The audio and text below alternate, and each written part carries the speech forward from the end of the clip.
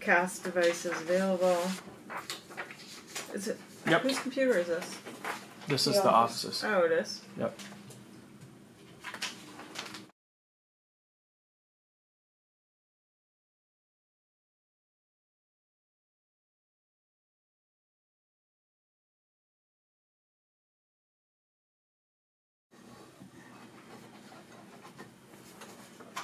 Good morning, everyone. Thank you for joining us today for our class on marketing versus positioning. We are going to talk about the difference between creating a marketing plan versus positioning yourself so that you differentiate yourself from all the noise out there, all the competition, all the millions of real estate agents out in the marketplace. So if you're tuning into the YouTube version of this program, you can download the handout materials on our Career Den, the LAER Career Den, under the library, under the New Agent Training Program. And you will want to check out the Day 11 materials for our 30-day New Agent Training Program. Day 11, and that you can just download. It's a small workbook just to go along with the content of today's program. So this is a quick class on marketing versus positioning. So let's talk about the difference between the two. First, there's marketing. Marketing is the action or business of promoting and selling products or services. Like just getting out there, letting the world know what we do. We sell real estate. Marketing is acquiring, optimizing, retaining, and multiplying customers. And we talked about this last week in putting together a database and creating a campaign so we stay in front of them. The person who knows how to get, keep, and cultivate a customer gets paid the most, and that's the end. That's why we've spent in previous classes so much time working on how to build a database. We talked about the database is your gold. It is the asset that you have for this business. Let's compare marketing to positioning. And what is positioning? Positioning is an effort to influence the consumer perception of a brand or product relative to the perception of competing brands or products. Its objective is to occupy a clear, unique, and advantageous position in the consumer's mind.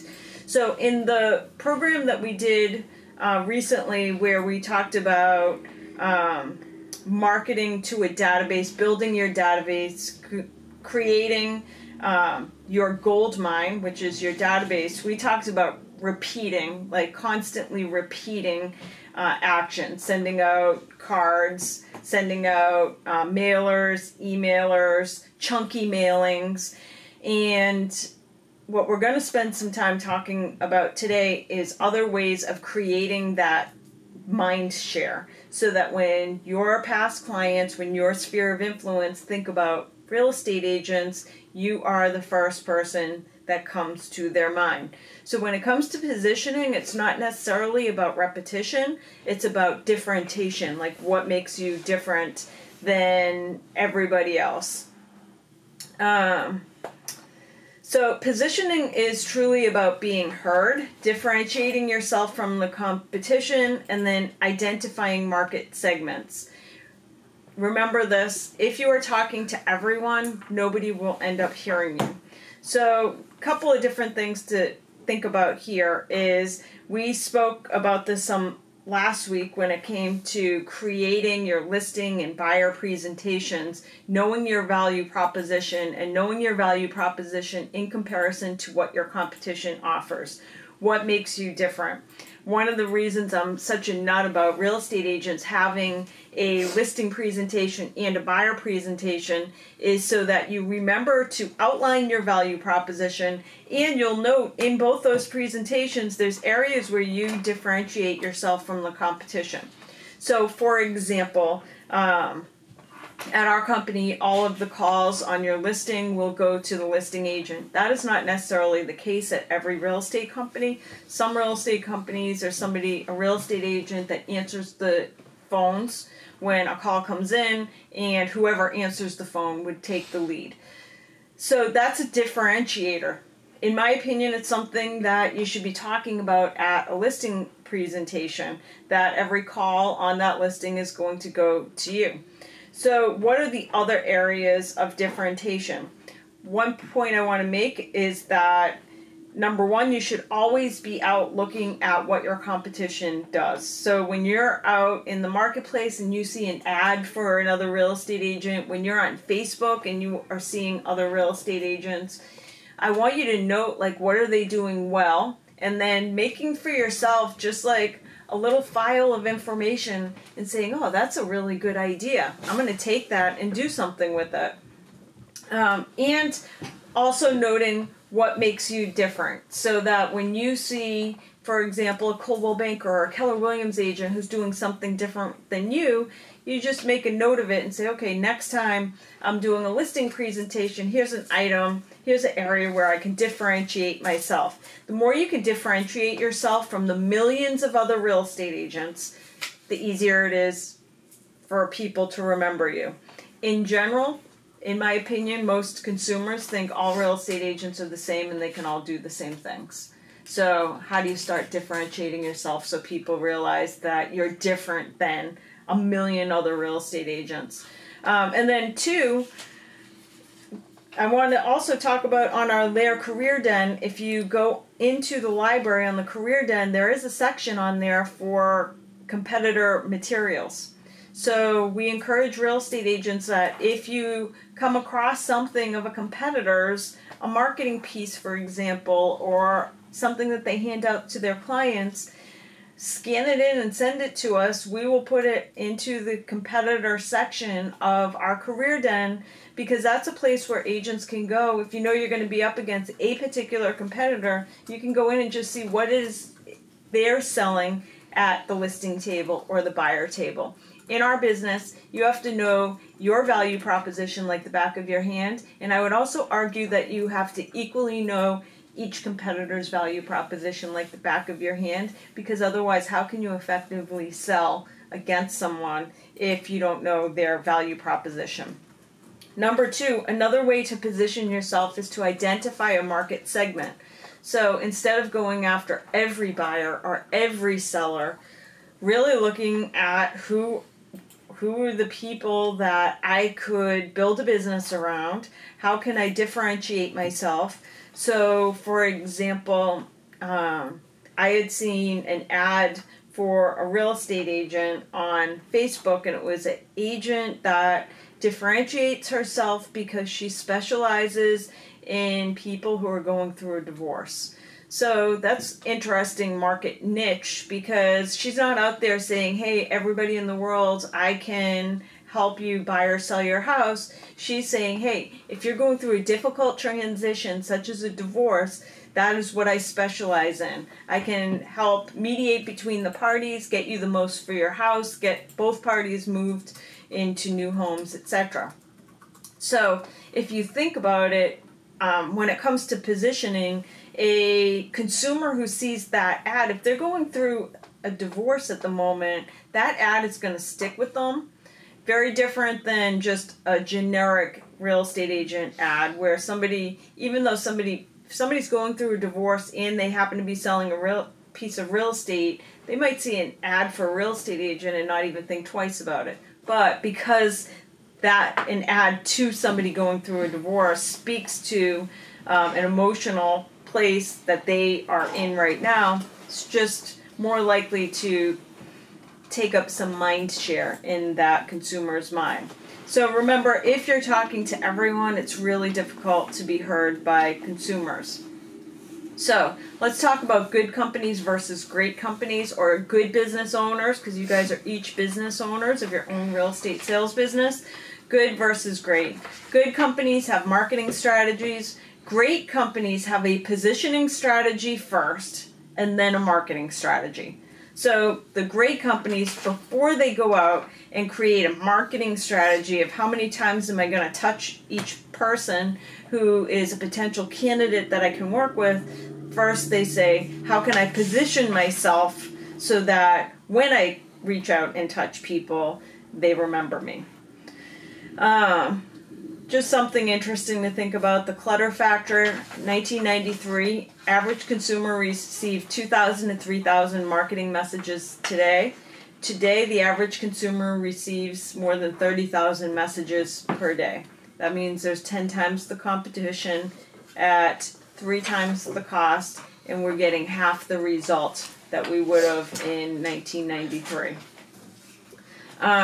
So even think about like Black Friday sales. Now it's like crazy. Everybody in the world is having a Black Friday sale, and you see coupons. It's just like so much information that it becomes less effective. So the problem that we all have to deal with as business owners is that we have unlimited options. We have immediate comparison. So not only are there a million real estate agents, consumers think that they can immediately compare real estate agents, although we know that's not necessarily true. And because of that, it causes little to no loyalty, little to no patience, and very high expectations. So think about that in your business. Our consumers have really high expectations about what we can do for them. They have little patience. And we see that as real estate agents. They say that if a buyer lead comes through and you don't respond to that lead within like 3 minutes, forget it. That person's on to the next real estate agent. Why? Because there's a million real estate agents and they think all real estate agents are the same. That's why when we talked about doing your buyer presentations and your buyer contracts, we said, before you go out and show a property, which is what every real estate agent does, get that client in so you can show your value so that you're starting to position yourself as different than all the other real estate agents in the marketplace. But these are all things to keep in mind when creating your positioning strategy. So the new reality of doing business in 2018, 2019, and beyond is that if you're good at your job, you're dead. If you're great at your job, you might survive. And if you are observably excellent, then you can thrive. So that means that it's harder on us, but there's also great opportunity. By the way, if you go on to the Career Den, I think it's embedded in the materials they handed out. Yes, it is. So embedded in the handout materials for today's program, you'll see towards the back there is a 122-point self-assessment. By the way, that's always growing. I always add to it. So what this self-assessment form is great for is when agents are struggling in their business and they say, you know what, there's no business out there. I can't find any buyers. I can't find any sellers. This is kind of like a report card for yourself to use. And it's just a list of all the things real estate agents can do to get more business. So if you go through it, it's 122 things. You could do 5 note cards a day. You could do 5 pop-bys a week. If you're struggling in your business, this is a great place to look and say, hey, I'm not doing these 100 things. So there's an opportunity for me to start doing some of these things on a consistent basis to build my business. But also, as you go through here, what I want you to think about is what are the 5 things you could do from here, from that 122-point self-assessment, that you're better at than everyone else. What's interesting about real estate business is if you take our top 10 highest producing real estate agents at LAER, all of them making well over $250,000 a year, some of them surpassing over $1 million a year in income, they are all doing very different things in their business. You can't look at it and say, all right, all the top producing agents do these 5 things, because that is not the case. What you can say is that those top 10 agents, all of them are better than everybody else at a couple of the things on this list. So you don't have to be great at 122 things. Pick a few and be better than everybody else. Yep. One of Katie Lance's favorite quotes is, lean into who you are, not who you are not. Yes. I think that's awesome, because if you think about it, like, there are real estate agents who are phenomenal cold callers. and they just can sit down. Justin Mellow's a great example. He can sit and work the phones for 2 hours and get 3 listing appointments. And he's having a phenomenal year. Nancy Rogers, on the other hand, also a phenomenal, one of our top 10 agents, phenomenal agent. She would not sit and cold call for 2 hours, ever. That's not her personality. She'd rather write a bunch of note cards to people, go knock on a past client's door, not a stranger's door necessarily, but a past client's door. So the point is, like, you don't have to be great at everything. Pick just 2 or 3 things that you are better at than other people. Interestingly, we've talked in other classes about Mark Tavner. So Mark Tavner is out of our Westford office, one of our highest producing agents. And I would say that his interesting little piece, his interesting little niche that he's better at than most other real estate agents is using our tools. So he's just better than everybody else at using our LAER career den and making sure everybody is on an email drip campaign. And I'm sure there's other things on here as well, but he's just, whereas Nancy Rogers is a phenomenal real estate agent who maybe doesn't use any of our tools. So pick a few things that you're going to be phenomenal at, because that's all comes down to your positioning. So the number one, we've talked about this in the past, the number one mistake most agents make is that they simply just don't do the obvious. I think one place that you can start is going on to the 122-point self-assessment and picking a couple things to do really well. There's basically only 3 ways to grow your business, and I want you to think about all of these as you move forward in creating your marketing strategy and your positioning strategy. The only 3 ways to make more money is, number 1, get more customers. So that's one way. You can do more business than you did last year. Number 2, you can make more money per customer. And this is really important. I tell this to real estate agents who have been in the business for a really long time. Oftentimes, some of our higher producing agents spend so much time trying to figure out how to go out and get more leads. Like, instead of doing 30 deals, they want to do 40 deals this year. Instead of doing 40 deals, they want to do 50 deals this year. But what if you spent that time, instead of looking at how to get more customers, how to make more off of each customer you have, how to perfect your skills so that you deliver higher value so that you're making more per transaction. And then the other piece is increasing the frequency of the sale. So for example, if your average client is flipping their house like every 5 to 7 years, what if you could get them to do that every 3 years? And what would have to happen in your marketing strategy to get more people to sell sooner than the average real estate agent?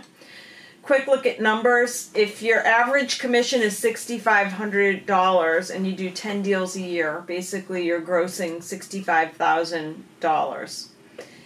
If you did a 20% increase in commission and deals, so instead of $6,500, you're going to go to $7,800, and if you, instead of 10 deals, you're going to do 12 deals, that brings your income from $65,000 to $93,600 a year.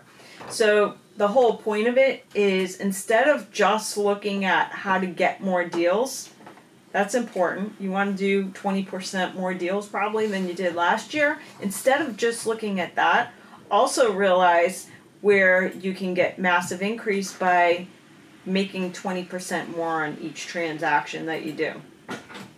So how do we make more money? First, we have to position ourselves, and then we have to market. So when it comes to positioning, and I think you'll find some tools in our handouts, there's a program, it's called the SWOT Analysis. There's all kinds of SWOT templates. You can find one in the handouts that you printed out for today's class. As well, you can go on to Google and Google competitor SWOT analysis. SWOT stands for strengths, weaknesses, opportunities, and threats.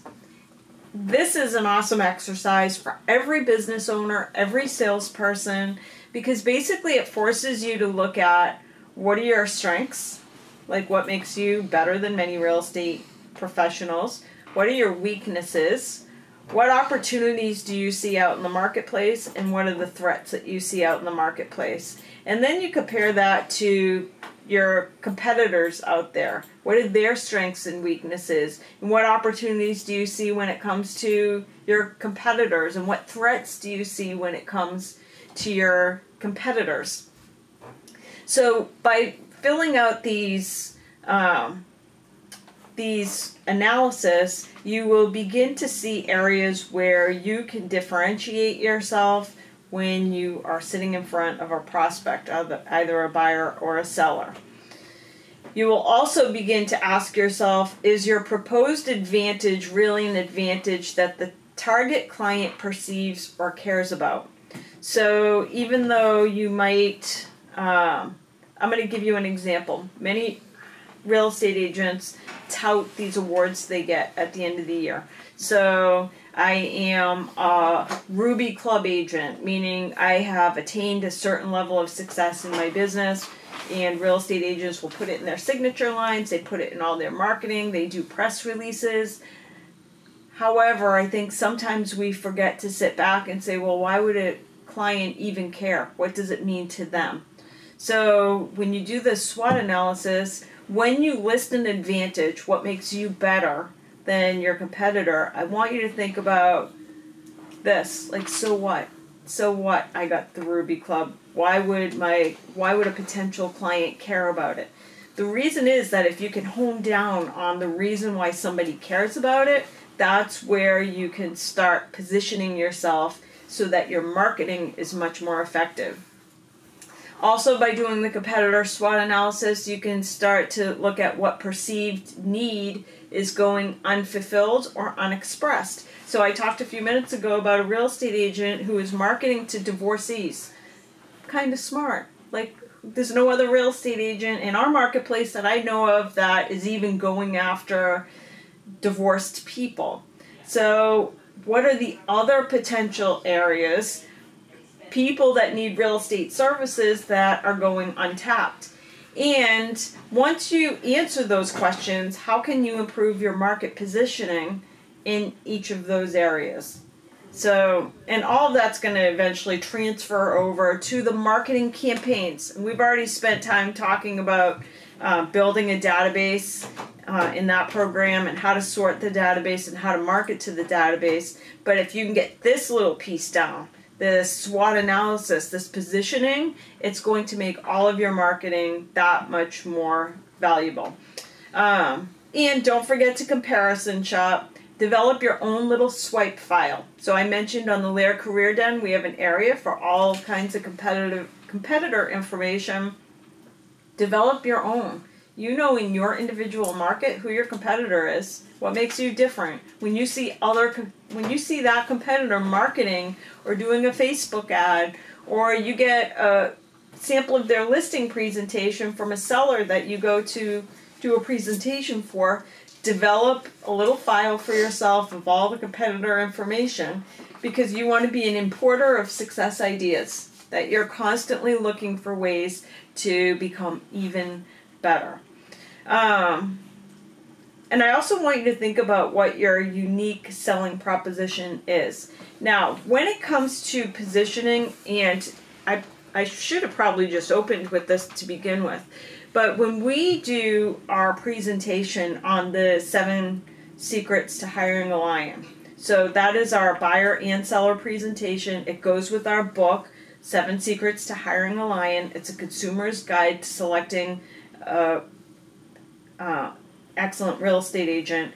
What I want you to think about is the reason that we position ourselves as a lion is because that is the brand's way, LAER's way of saying to consumers, we are not like the 1 million other real estate agents out there.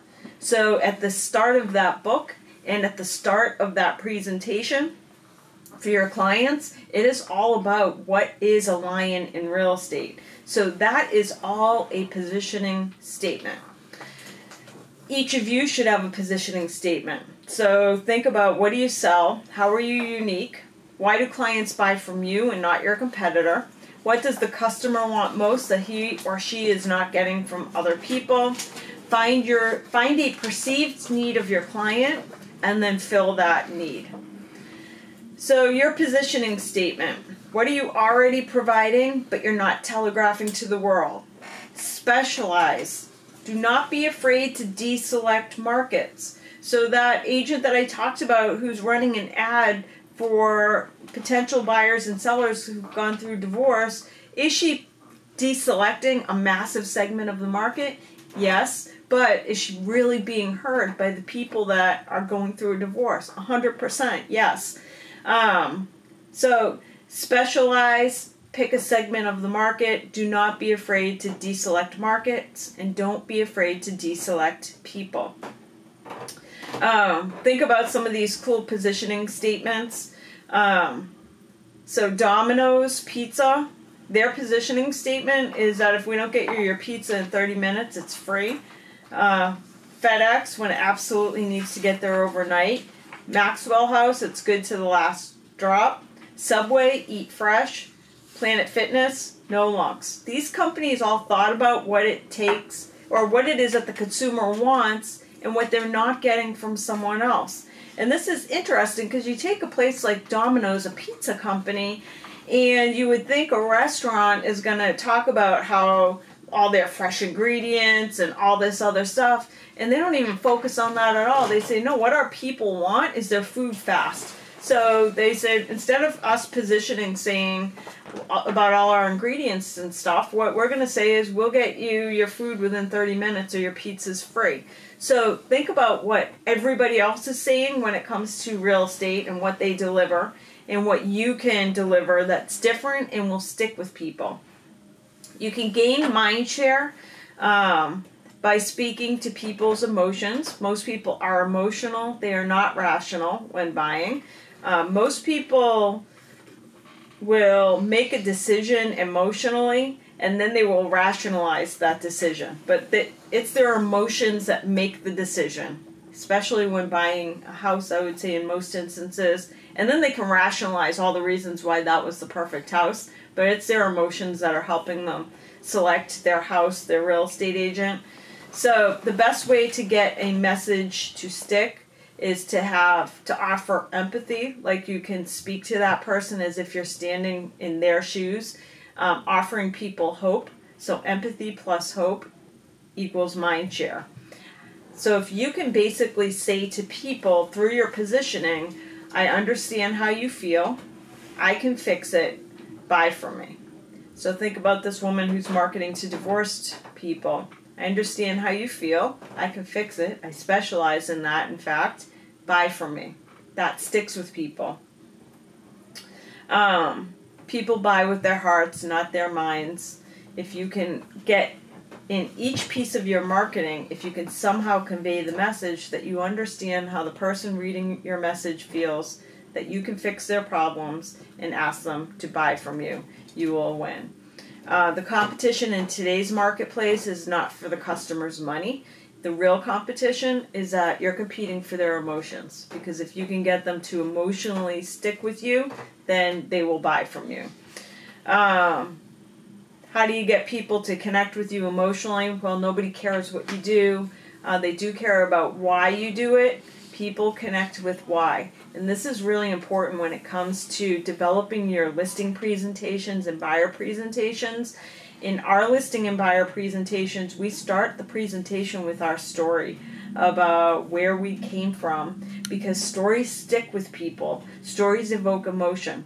Real estate agents should be doing that when you're sitting with your buyer or seller. Like, talk about why you're in real estate, what it means for you to be working with that person, because that story is going to stick with them more than just like showing up and starting to show them houses. So if you think about positioning shifts, there's two variations here.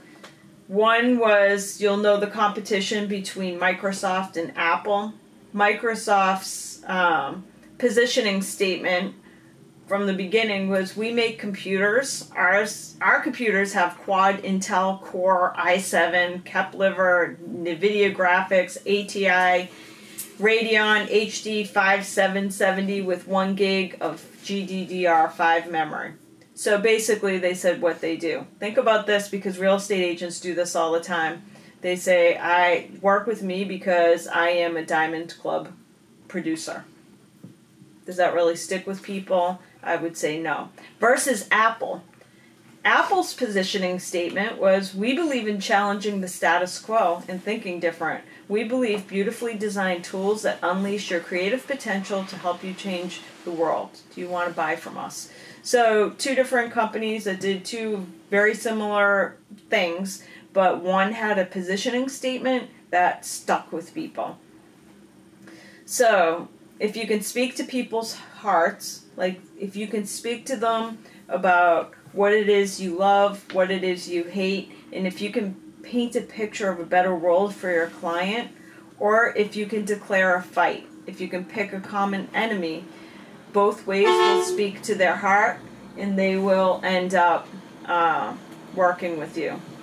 So once you've created your position, you need to market it. So that means that positioning has to go into your postcards, your websites, your blogs, your presentations, your business cards. Be uniform in your message so people start to remember you as the position you take for whatever your marketing campaign is. So quick recap on everything we just went through. When it comes to marketing versus positioning, we all want to make more money. A 20% increase in units and volume is more than a 40% increase in revenue. So instead of just looking at how to go get more money, think about how you can position yourself to get, instead of just more clients, make more money on each transaction you work on. We all need to get heard, which means we need to get our message out to lots of ears. We need people to hear us. The way to be heard is to position yourself. You position yourself by either talking only to a segment of the market or by clearly differentiating yourself from all the competition that's out there. Then once you've properly positioned yourself, then you can go out and market. Now you can go out and communicate your message. And then we talked about using the 122-point self-assessment tool to market yourselves with a uniform message that you use with everything that has your name on it, includes your positioning. Some great books to consider when it comes to positioning yourself and marketing: Purple Cow by Seth Godin and How to Be Remembered, The Entrepreneur Roller Coaster by Darren Hardy, it's a great one, Blue Ocean Strategy, and then Start With Why by Simon Sinek. So 4 great books, all of them will help you in marketing or positioning for your business. And that is it for our marketing versus positioning program.